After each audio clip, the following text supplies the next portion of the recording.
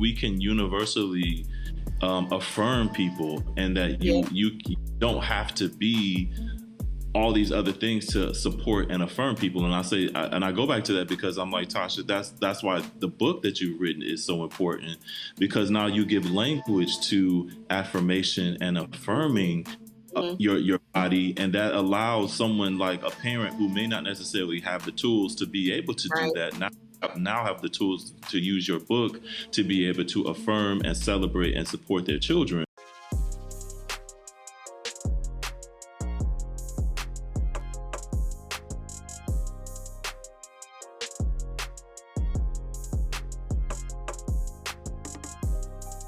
Listen, we are here once again. What's up, everybody? It's another edition of a Father's Heart podcast with your boy Shon and Cole. And George. Guess what? And Tasha. Let's go. What's up, y'all? Listen, how's everybody feeling tonight? I'm good. We had some challenges backstage, but we finally got it going. Yeah, Shon, I didn't know you was in charge of the lighting, so I'm gonna need you to. I'm not a lighting specialist, but I had to switch the computer because y'all was killing my last computer, so I had to go and get my other computer because. You know, you guys didn't have any grace. George, why do you have your glasses in your mouth, bro? Like because you are. I don't like the reflection that they was giving. So this is like my dreamy eye handsome Cole. See, Cole, you done made him feel bad. And it makes me feel smart too. I told him. Cole did. Hey, listen. When a real smart person, you know what I'm saying, when they deep in thought, they take their glasses and they do like this. They do, George. That's real. So that's what I'm doing. But for our studio audience. But Cole was like, we don't have to repeat that. We don't have to bring that up. Okay. It's because of me. Man, I ain't mean that. We got a lot of content to cover tonight, so let's just move on. I told you my eye. I told you about my eye. Listen, Cole said, Ken said your lighting look a lot better, George. It does, man. I can see you. I do what I can when I can do it. Let's just move on. I don't want to be the focus. That happens too much in my life already. Let's just move on. Oh wow, is that right? What's going on, George? George, talk to us. I think what was going to wind up happening, honestly, if we just keep it 100, I think we're going to wind up having a live counseling session with this brother. That's good. Come on. That's so listen. I'll show you how I rock out with the dudes I rock out with. Right. So this is here we go. See, here you go, Cole. See, I want to show you. Judgment. I felt judgment when Cole said, "Here we go." Like I felt that, Shon. So I want. Did you feel the judgment? I want to know that I'm here for you, regardless of what Cole on tonight. Whatever it is that you want to express or articulate, I want you to know this is a safe space. This is a non-judgment zone, and this is 100% confidential.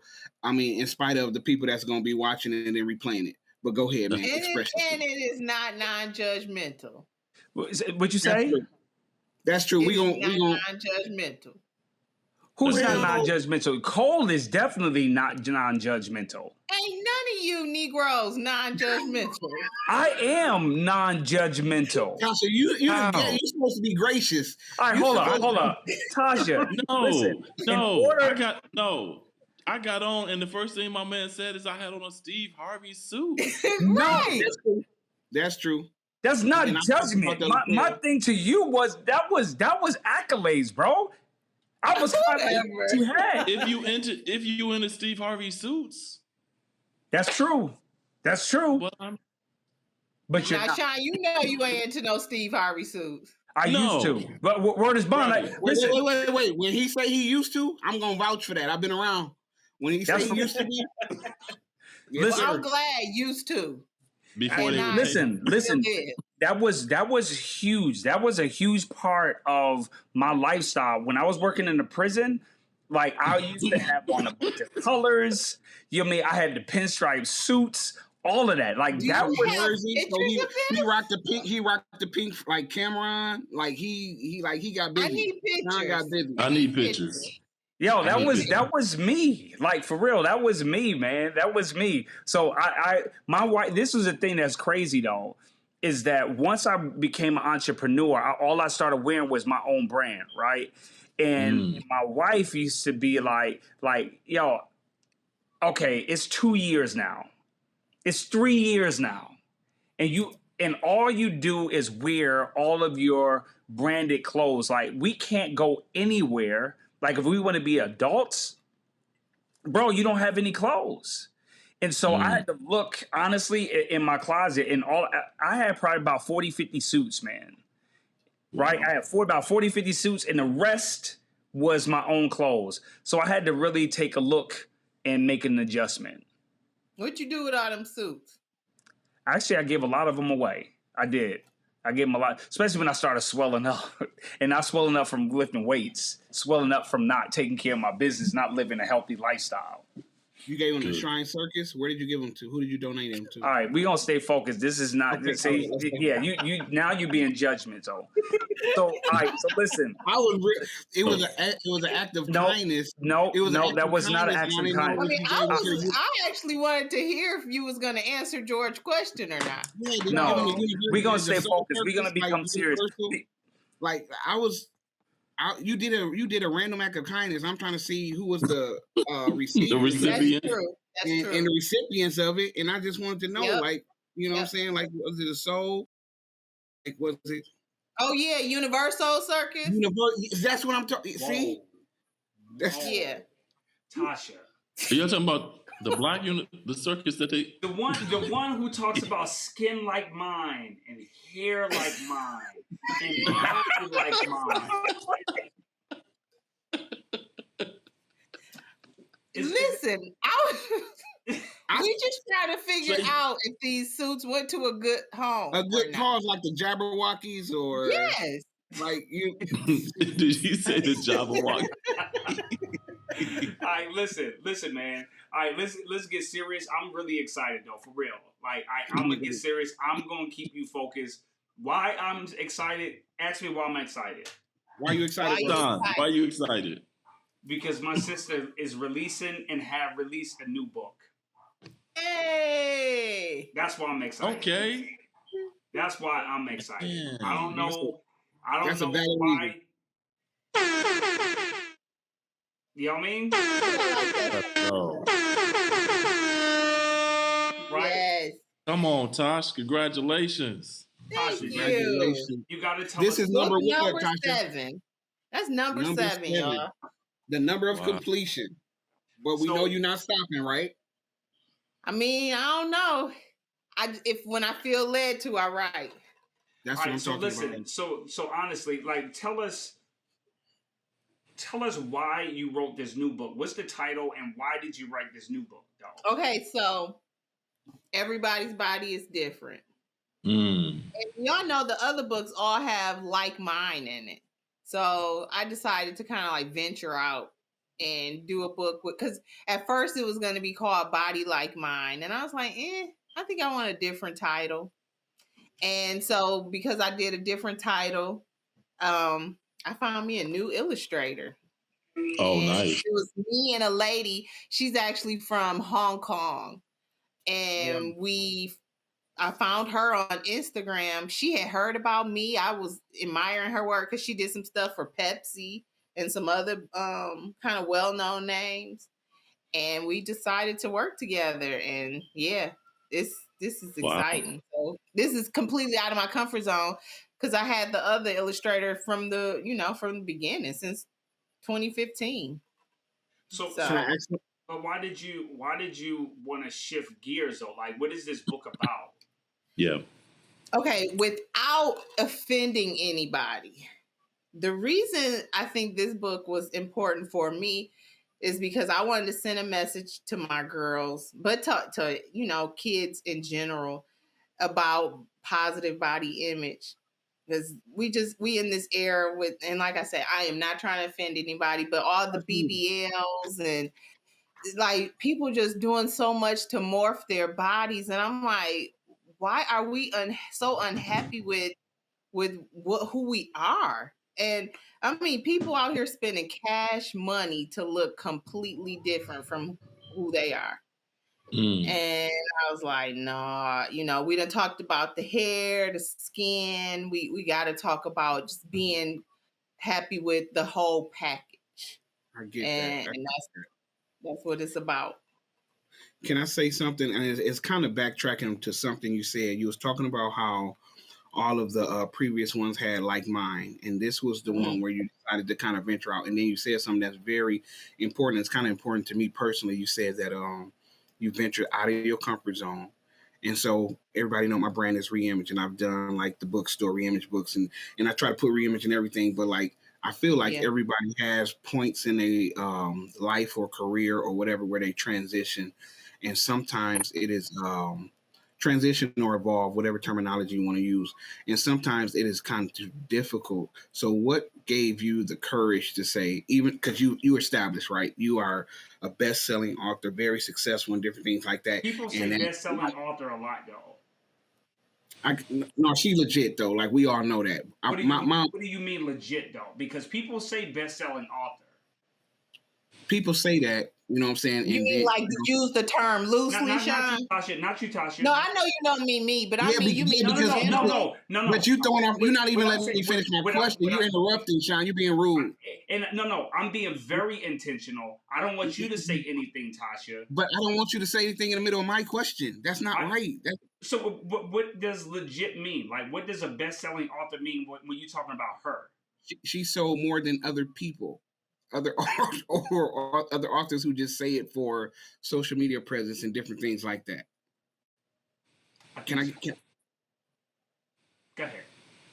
Okay, my question was, what gave you the courage? And this is kind of like a mental health question, because people get stagnant and people get stuck, and people kind of stay in their comfort zone, whether it's serving them, benefiting them, or not.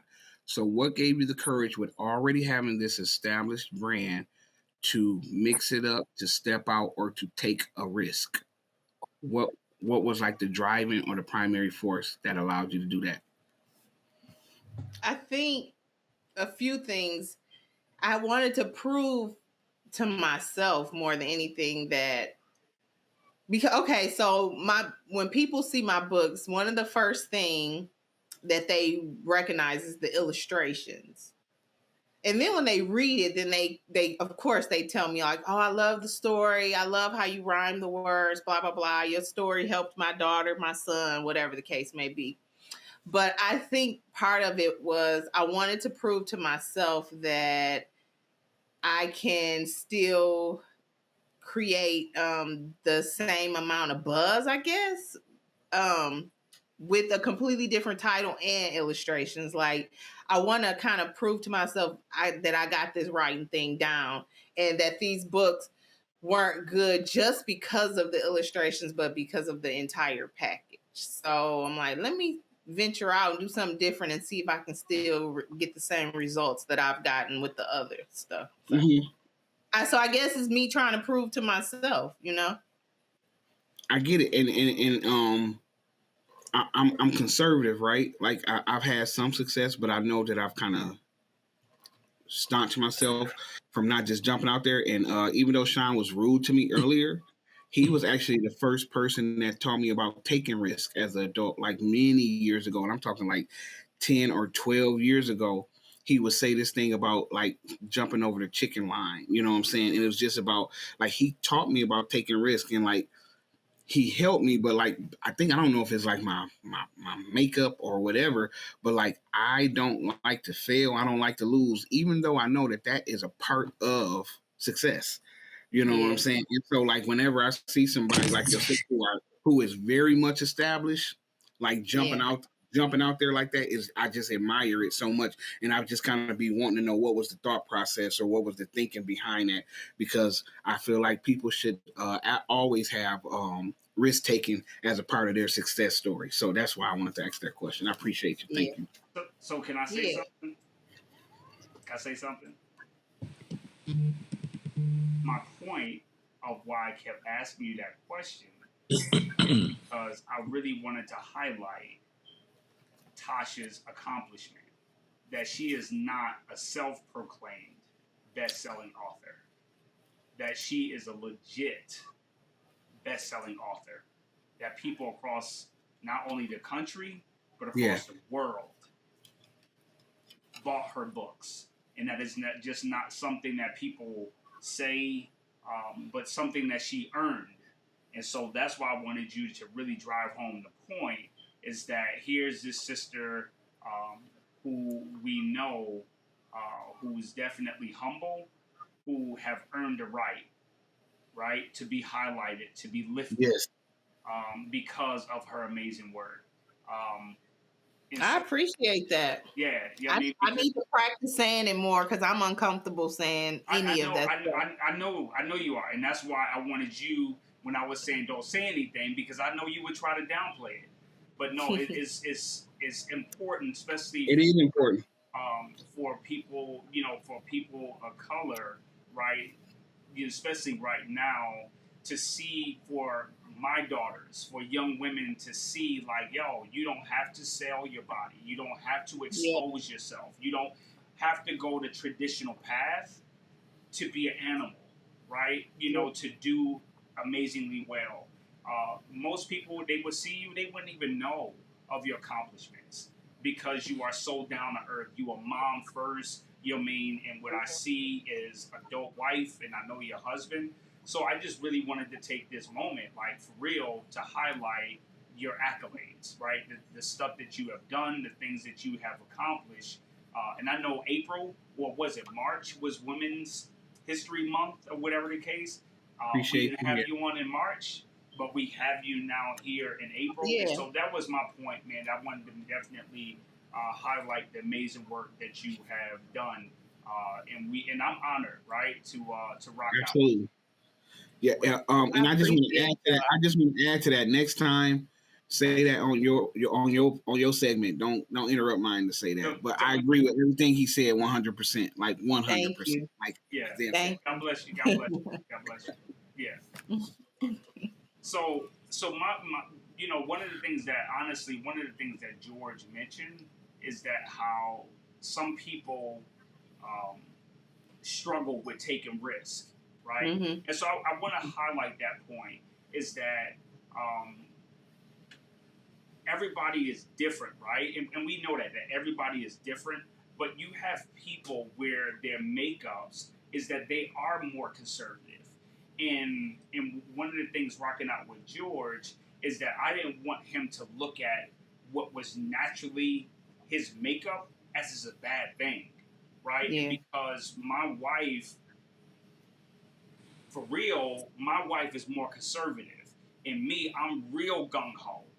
And so if we had two gung-ho people, we have a problem in this house. We have a huge problem in this house. So the reason why I've experienced and am experiencing the success that I'm having is because I have my wife who brings balance. Because I will always be like, yo, let's jump over that chicken line. Let's jump over this. Let's jump over that. And she's like, okay, we can jump, but did you count the cost?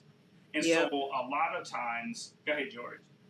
Shout out to Leah. That's my sister, but I'm a part of your success too. So say that. Okay, go ahead. I'm sorry. Cole just watching. He like, what is happening?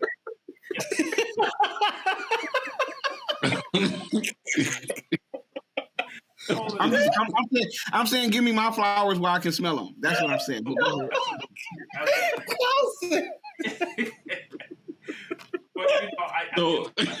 it's important, right? Because you have some people who may be watching, right, and they're just like, man, that's me. I wish I had the courage just to jump out and do.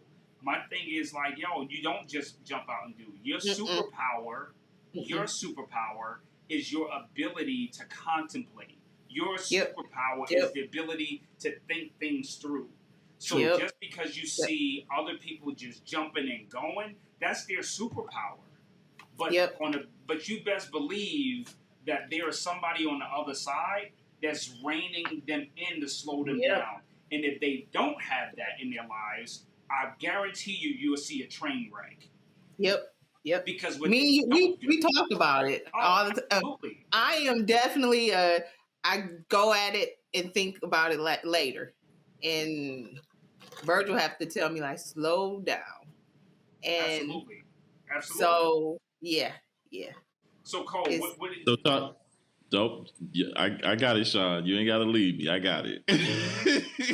I'm waiting. So Cole Tasha, one of the things so Tasha, one of the things I heard you say twice, and as you were starting to talk a little bit about the book, is that you don't want to offend, right? And so we know that we live in a cancel culture where if you say one thing that people don't like, you can get canceled out in 2.5 seconds, and your whole life can change based off of something that you did or something that you said that might be politically incorrect. And so I heard you make those statements, just like I don't want to offend, but I'm really interested in we talk about risk, but I also think the opposite of risk is courage. And so I'm really interested in knowing that you take the risk of possibly offending. What gave you the courage to still move past that to be able to write what you've written? Because I like this question because I talk about it a lot, because even when I talk about wearing natural hair, everything I do, say, who I am, it's all intentional, all every single bit of it. So when I talk about starting to wear my hair natural, becoming natural, however people say it was to show my daughters. I didn't want to send out a message that I'm telling them to like themselves how they are, but then I didn't practice the same thing. And so then when I talk about that, I have women who sometimes get offended. Like, so are you saying that women who don't wear their hair natural, or women who choose to wear a weave, are you saying that they don't love themselves how they are? I mean, I guess it's how perception is everything. So absolutely, we're all going to have a different perception when we see a person like that. But I guess for me, I had to practice what I preach, and so my message is clear cut and dry. Just like yourself how you are. And so when you see me, I am a representation of that, and it's not to offend anyone else. When I say I don't want to wear any makeup, I don't want to wear eyelashes, I don't want to do any of those things, because I am setting an intentional message for my daughters, period. Wow. And so that is the message. And I still give people the freedom to live and be who they are and what makes them feel pretty inside and what makes them feel comfortable. But I still want to challenge people to think about, why do you only feel pretty if you alter who you really are? I love that. So how did you and I know we talked about, a little bit of this before, but how did you grow into this? Like what how did you grow into this mindset that you have now? Man, I hate always having to give all my give all of it to Virgil, but God, it's about Virgil. So I remember. So like, was a man behind you? It was a man behind you? It's all like, we always gotta talk about Virgil. But I mean, but seriously, back when we met, we were in high school when we met. And he was telling me back then, why you perm your hair? And I'm like, and even if I got like a wave, I'm like, oh, I gotta go get a touch up. And he always told me, don't perm your hair. You should you should just wear how it is. And he has always been a minimalist, I guess, when it comes to what he likes in a woman. And so when I just see that, wow, he really truly just like me for me, I don't have to do nothing. And I'm like, I want all women to have that same type of freedom, to find a man that just likes them for them, but bigger than just being accepted and wanted by the man, just to feel that kind of confidence with them in them themselves. But I didn't feel like that overnight. It took time.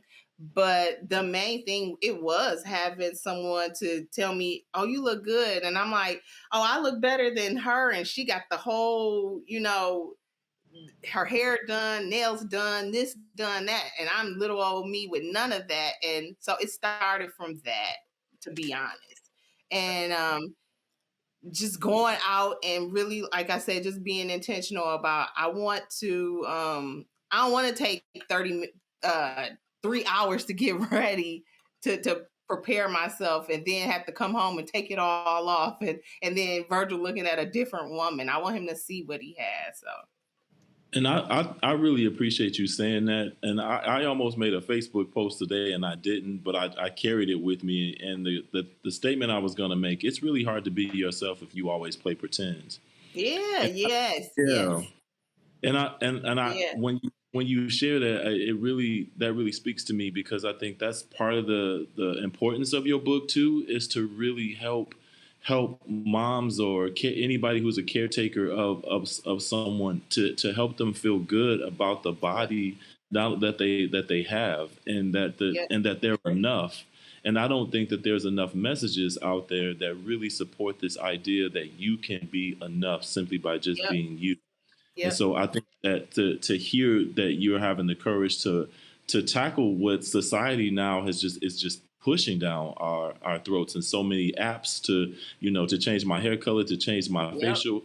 I mean, there's just so many things that we're now using technology to change us, that it really becomes difficult to be yourself when you're always playing pretend. And so I think that's powerful. And I want us to get men on board. Like, I'm happy that y'all, to hear all of y'all say that, because we need more men on board.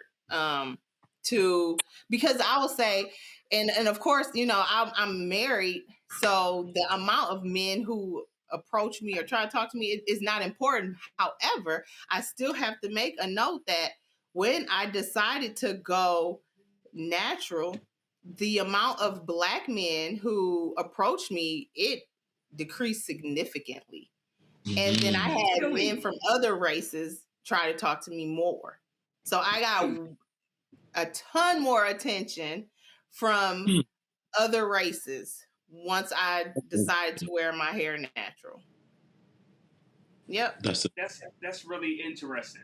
That's really, I thought so too. Yep. But I mean, you can go on Instagram and there's pages dedicated to mixed couples, and there are so many Black women, because I always say I don't really fit in this area, the way I dress and all that. When I go to Baltimore or something, I'm like, okay, this is where I feel like I'm at home. But here I kind of feel a little odd around this area. But women who look like me have white men or men of other races. There's not a lot of them that look like me with Black men. I feel like Black men aren't attracted to women that look like me. Wow. It's funny that you say that. I remember, when my wife first was thinking about going natural, right? Mm-hmm. It was definitely a shock to me. George, you look good, bro. You good. And when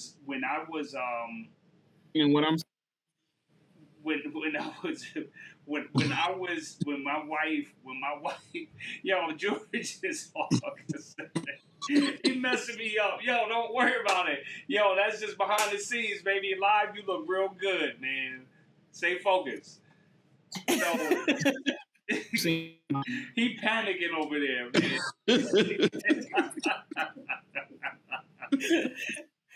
He's straight up panicking.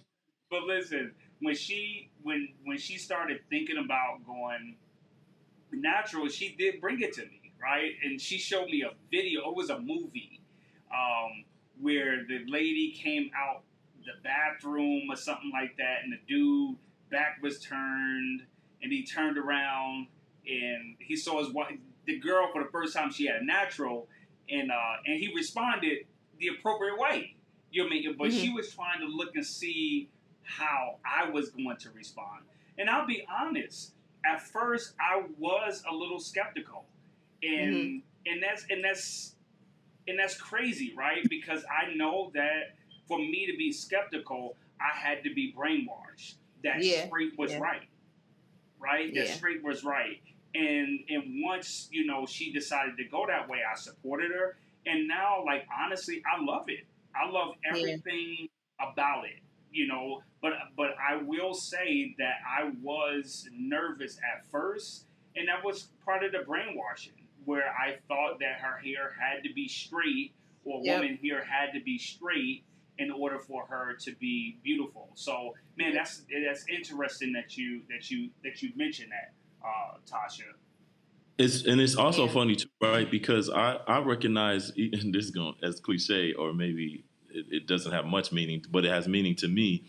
That this idea of just stop dyeing my beard, like that was a big thing for me to make the decision to stop dyeing my hair, because everybody around me was like, even my mom she was like, "Wait, you're not gonna dye that?" I'm like, "No, I'm not dyeing anymore." And I'm just gonna let it be natural. This is naturally who I am, and so that took courage, because I'm also around a lot of men who've also bought the narrative that in order to stay young or be young or whatever their reason for doing it, you need that black dye. So that, and I'm like, Listen, I have to change that. Preach. Yeah. So that's something for men to like get over. We don't talk a lot about that, but this men struggle with these kinds of issues and so I think it's also just really important that we hold space for the understanding that we're all trying to figure this thing out. And there are messages that we get sent unconsciously and through various platforms that tell us that we need to look a certain way, we need to dress a certain way, act a certain way, outside of who we really are. And I think that can be challenging. So for me to rock the beard and just be gray, I'm like, yo, I'm inviting brothers to join me. Just stop dying and come on over to the other side. It's crazy. It's crazy. Man, we had some messages down here. I didn't even see it, man. I apologize, people. Man, I didn't even notice that some of you was showing love, man. My brother Kevin said that I love when women wear their hair however she wants to wear it, whether she wears it natural, whether she wants to weave, or whatever wants to do, is a real black woman. That's for real, Kev. I mean, he's like, yo, I support her however she is. Like, that's her, which is really important, man. I appreciate you, sharing those words, man. But Cole, honestly, man, you blessing me right now, because my wife was the one who encouraged me to let my beard grow, right? Because I did struggle. I didn't want it to, I was dying to listen. I had a subscription to Amazon. You know what I mean? I had a subscription, bro. You know what I mean? That sucker was coming every 6 weeks. You know what I mean? Wow. So mine was lasting. So I would be on a subscription, see a little bit of, I die that sucker. And then one day she was just like, babe, why don't you just let it grow? Just let the gray come in. And I'm like, no, because I'm speaking to young kids and, just doing all this speaking and training. And I'm like, yo, I don't want to walk in these spaces looking old. And she was like, babe, you don't gotta, just because you got gray, you don't have to look old, right? You don't feel old or whatever. And I was like, you know what? And the crazy thing about it, Cole, is that her words of affirmation is what sealed the deal. Even though I didn't really feel comfortable with it, but her words of affirmation of saying, yo, I love the way you look with that. Like, this is what I desire. So her words was more important than what the rest of the world had to say. And so I'm like, you know what? Okay, I'll do it. And I'm still growing into it, And so the other day, you don't even know. I mean, when I saw you last weekend, man, you was like, yo, I see your grades and I see how they coming in. I was like, okay, man, the gray master, acknowledge my gray. You know what I mean? But no, for real, man. And not to be all sentimental, but real, her words really empowered me, and it made me think of, man. I don't know if you guys seen the new movie Creed. Have you guys had a chance to see it? Yep. Amazing movie, right? Yep. But there was one scene that was the best part of the whole movie for me, and it was the scene when Michael B. Jordan had to make a decision when he was contemplating going back to fight his boy, fight his friend, right? Yeah. That was the most powerful scene for me because I felt everything in it. He knew that he needed to fight this fight, and prior to that, his wife didn't want him to fight anymore because she's like, "Yo, if you fight, you running the risk of getting hurt and the whole nine." But what was powerful, man, is that his wife said, "What are you going to do? What do you need to do?" Right? And his response was, "I guess I got to fight him." And his wife in that moment was like, "Then you got to do what you got to do." And that moment for me was powerful because when I made a decision back in 2017 not to go back into the regular workforce, my wife said the same thing. She supported me in this decision. And I was looking at it and I was telling my kids, man, when I said, man, a woman can empower a man to do something that he doesn't know that he can. I said, the moment that she told him, you can do what you got to do, was the game changer. Mm-hmm. There was no way that Michael was going to lose because his wife gave him permission. His wife supported him. Man, his shoulders stood tall. When my wife told me, like, yo, I trust in you. You don't have to go back to work. I'm like, yo, I can't fail. Yeah. I can't fail. I'm not going back. But I think that's it, Shon, too, because what your wife did and what Virgil did is it's universal. It's we can universally affirm people, and that you don't have to be all these other things to support and affirm people. And I go back to that because I'm like, Tasha, that's why the book that you've written is so important, because now you give language to affirmation and affirming your body, and that allows someone like a parent who may not necessarily have the tools to be able to do that now have the tools to use your book to be able to affirm and celebrate and support their children, which is really the purpose. So at some point, you don't have to worry about whether or not you are with a significant other and you're questioning whether or not I can be natural, because you have nurtured under the umbrella of a parent who has now these skills to be able to build that capacity and that growth. And I think that's where the shift changes, when we're actually able to use the tools that that people like you create, so that we can better support the children that we all love. So I think, Shon, what you're saying is spot on, because this stuff is universal, man. We just have to feel confident enough to use the tools when we get them. That's for real, man. I'm telling you, man. There's nothing. Sister Valerie, what's up? That's my sis on. What's up, man? Good to see you. I appreciate you locking in with us. But I tell you, man, there's nothing like, and you're right, Cole, that when we get the support of those that mean so much, to us. But I just really want to drive that point home with women as it pertains to men, right? Because I just want women to know how important, not how important it is to affirm him, but I just want you to know of how powerful your words can be.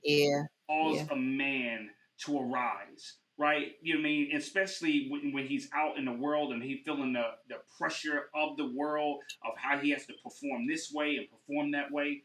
What means most to him is if his spouse or significant other affirms him, give him permission to pursue, man, there's nothing that will stop him from going.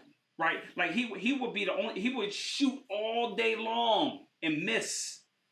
But if his baby is in the back, like, yo, I support you. I'll rock out with you.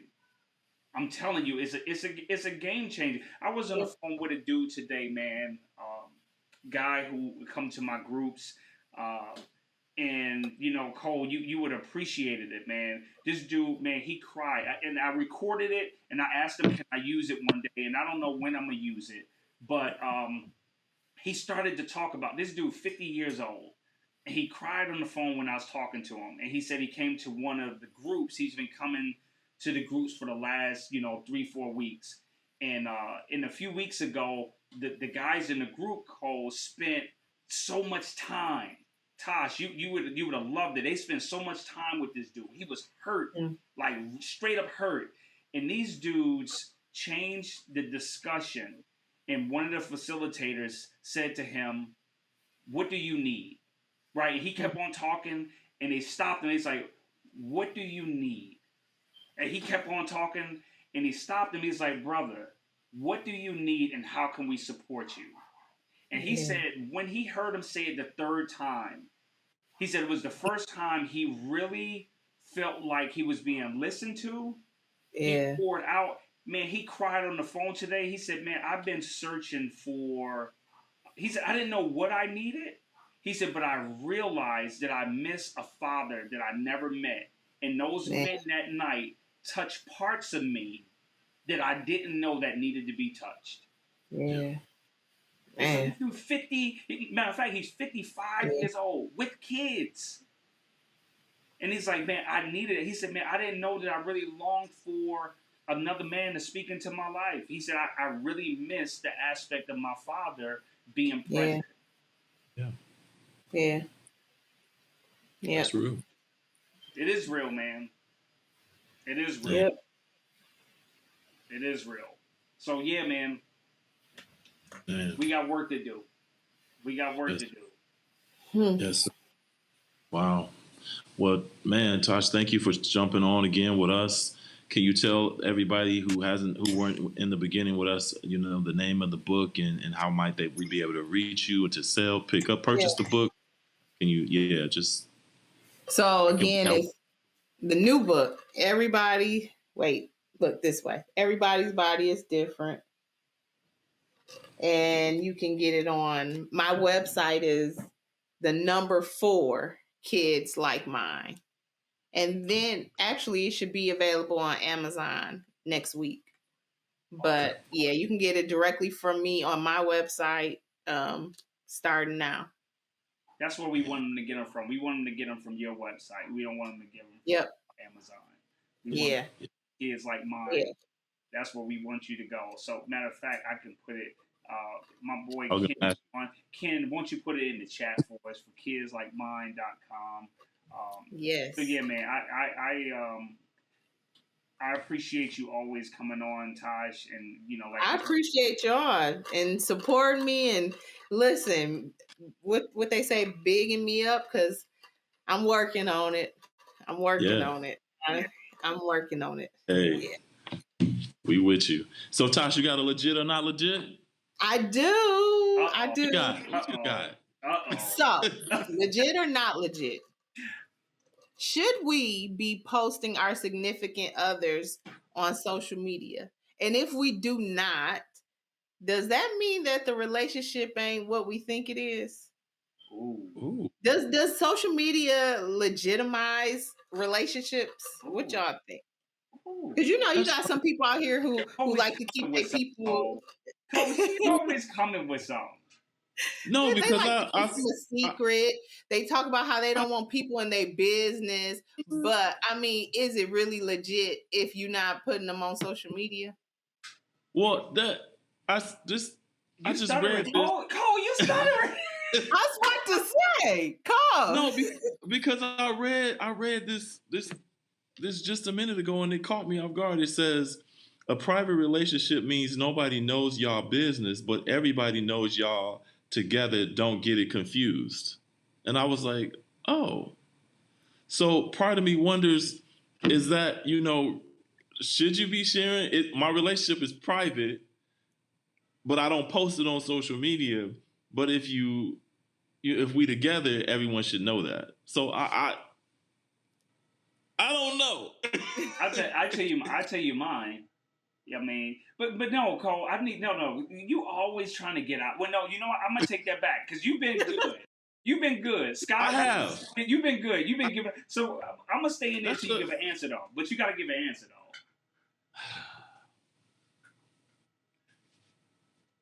I feel like it's. I don't. I'm feeling forced. Forced. It's. So I need time to think about that. So your question is it legit to not post them and it still be a healthy relationship? Okay. So Yeah, okay. I think that's legit. That's legit. Okay. So you say it's legit. Okay, let me just tell you though, if I was your woman and you ain't posting me on social media, I'm gonna be mad. Why? I don't know. I just would. You know what it is? She want the rest of the people to know what it is. Well, the people that know us know what it is. I want you to be on social media talking about, oh, she's so beautiful, I love her, and take pictures of us on date night. Tiana, what's up, Miss Heritage? She said, go ahead, Miss Heritage. All right. I see Tiana got my back. Yep. Yeah. So no BS. No BS. my thing is, like, honestly, I think it's legit. Like, you don't have to, right? Like me, I'm a post, but this is the thing. Mine is different, dude. I got 20-something years in the game, right? I'm not going anywhere, right? So it's easy for me to say that. But if I was new in the game, I probably wouldn't post my person a whole lot. Right, until we were secure, I'll post. Not at first. I will post some stuff or whatever. I will post some stuff, but people today, they different, man. They different. Look, they are, because I done seen people post that they would change the status, like in a relationship, and then you see the floodgates of all the pictures, and then all of a sudden the relationship status changes, and then it's just them. And then, like 6 months later, they got a new status. They back in a relationship, so there's new posts. And I'm like, or the post where they be out to dinner and you just see like the hand, but you don't see it like this. See, listen, I'm talking to Cole right now. I'm not talking to you, Taj. I'm talking to Cole. Hey, Cole, my wife put me up on that. I never noticed that. She said that that girls will post a guy. Yes. But they will only show his hand, the back of his shirt, or whatever. I'm like, what? Yeah. It's like the great unveiling. Like, eventually you will get this like this right here. You don't know who he is until it's like the last minute. Like the great unveiling. Like, here he is. Yeah. Look, like if it was cold, we would just post his beard. We would post nothing else. It would just be the beard down. That's crazy, man. So let me say this to you. Let me ask this: Is it? Can I add to her legit? Because you made me think of something, Cole. Yeah. What about, like, after you break up? Is it legit to go back and delete the 10 years? I think that's so retarded. I think that's ridiculous. Like, do you supposed to delete? So ridiculous. That's ridiculous. Just do you supposed to delete those or not? That was a part of your life. Leave them pictures up. Okay, so you're supposed to leave them up. I think so. Until the year memory hits you, and then you're like, oh.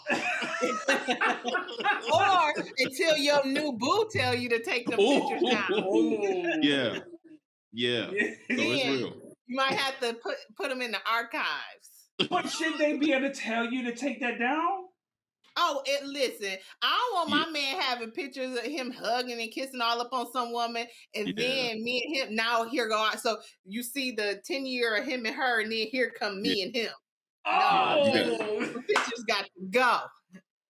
So they got to put them in your archives. I ain't telling you got to delete them, but they can't be visible on your page no more. Ooh, Tiana said right. She agreed. He got my back.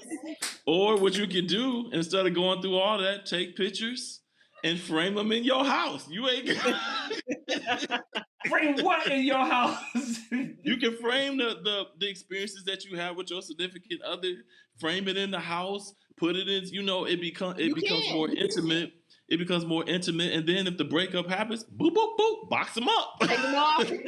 and put new pictures in the frame. Right. Burn them. Burn them, dog. Man, that's good, Tasha. It's too many rules to all this stuff, man. It's too many rules, man. There's too many rules. My legit or not legit, and I'm already putting it out there for next week, so y'all can think about it. My legit or not legit, because Tasha's made me think of it. Is it legit or not legit for you to go and meet somebody on Tinder? Because it looked like that's where everybody is at right now. I'll be scared. Don't say nothing, Cole. Don't say nothing. Cole, don't say nothing. That's the legit. That's the legit or not legit. So I'm going to be all up in y'all comments next week. Look at Cole's face. Oh, Mike. I got so much to say. Yep. All right, you got us fired up. So, all right, y'all. All right. Yo, it was good, man. Hey, and listen, we going to kill George. His internet went out. He don't think that means his internet. Is that what happened to him? Yeah.